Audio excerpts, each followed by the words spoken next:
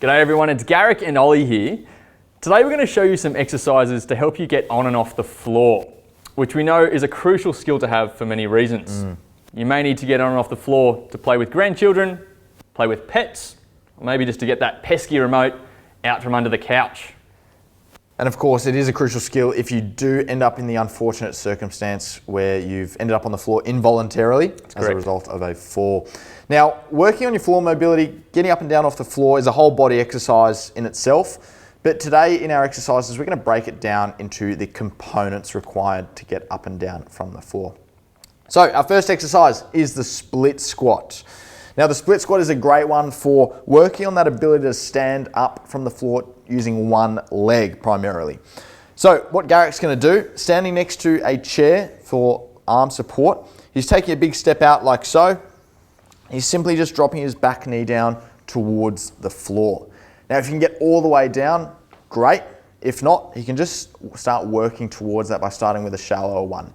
A really good tip for the split squat is to get yourself some nice foam cushions like this, or some firmer pillows you might have lying around the house, and use that as a target. So Garrick can go down to a nice soft surface and go back up from there.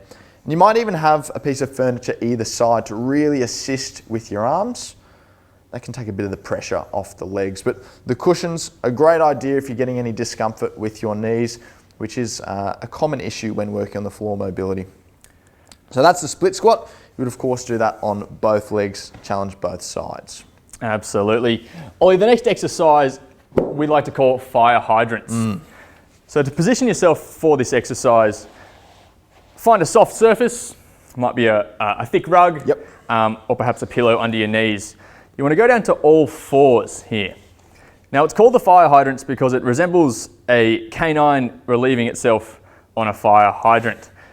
To do the exercise, you lift one leg at a time out to the side, like so. The aim of this exercise is to train the phase of the movement from which you're going like so. From all fours up into what probably resembles that split squat position. Lovely. So just lifting your leg out to the side, and if you can, if you're able to, lifting that foot all the way up and positioning it on the ground. You can either do it on your hands as Ollie is doing here, or you can perhaps go one step further and pop your hands up onto the chair.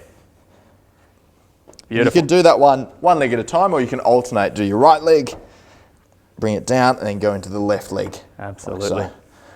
Beautiful. Pretty tough one, Garrick, of course, for the muscles around the hip, but also just holding that position can be challenging for the trunk muscles. You bet. Speaking of trunk muscles, Ollie, the third and final exercise is the old faithful crunch. So this exercise obviously trains you in the scenario where you find yourself on your back and you need to get up. Bending your knees up like so, reaching forwards with your hands, trying to bring your torso up towards your knees. Perfect. Lowering yourself back down.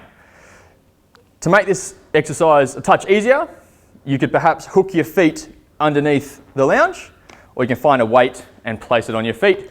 That should help your torso to come up without your feet lifting. Yeah, lovely. And if you were able to, you could try out doing the full sit-up, all right, coming all the way up, but otherwise the crunch where you're just lifting your shoulders off the floor is a great starting point. Start working on that trunk strength required to get up from the floor. Absolutely. And as always, great idea to have a piece of furniture or someone there to help you get down to the floor to practice that one. That's right. Okay, Garrick, well, there's 3 useful floor mobility exercises that you can include in your strength workouts to start improving your ability to get up and down from the floor. We hope you enjoy them. Let us know if you have any questions. Otherwise, we'll see you in the next video.